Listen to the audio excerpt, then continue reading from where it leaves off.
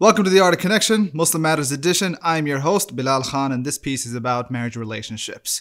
I read an article recently that was exploring the idea that the millennial generation, their marriages have issues because of technology. And the question is that really true? We try to reconcile between the idea of friendship and intimacy, privacy and attention, and love and significance. But the question is, are these really ideas that are in contrast with each other?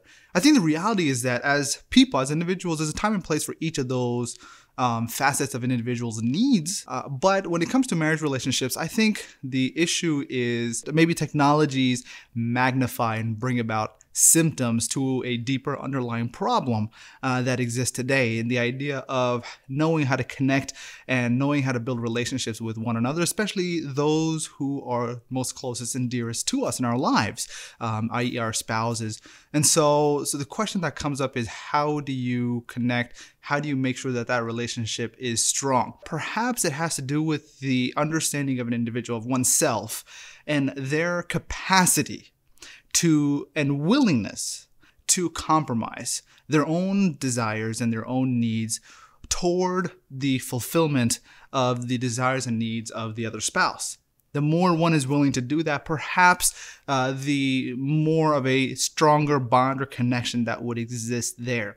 I think the other thing that also comes into play is understanding and knowing what is the thing that that connects to them the most. One of the things that I've learned in marriage is that the old saying of do unto others as you would like to have done unto yourself does not apply. And the reality is that you want to be able to do unto your spouse as they would like to be done unto them. There's a fantastic book called The Five Love Languages by Gary Chapman. He's a doctor and marriage counselor, and one of the things that he has put forth is the understanding that people generally speak different languages of love. For example, if oneself feels loved when somebody does something for them, i.e. an act of service, that doesn't necessarily mean that if you do an act of service for another person that they'll feel the same thing. It could be that the other person's method of understanding love could be through gifts, or simply spending time, or just simple touch, or just saying kind words. So there's a number of factors that go into understanding an individual and what they perceive as being an act of love. So the question is then for oneself is understanding what the other person's perceives as being an attempt at connection, an attempt at communicating love. But at the same time, once you know what that is one willing to speak that? Is one willing to do that? Because it could very well be that one, not only are they not fluent, or not only do they not know how to communicate in that way, but it could be that one is not willing to. And this is something that's a good thing to know beforehand. If one is not willing to speak that, it doesn't mean any more or less of the individual. It's just that, sometimes personalities just don't work out in that regard.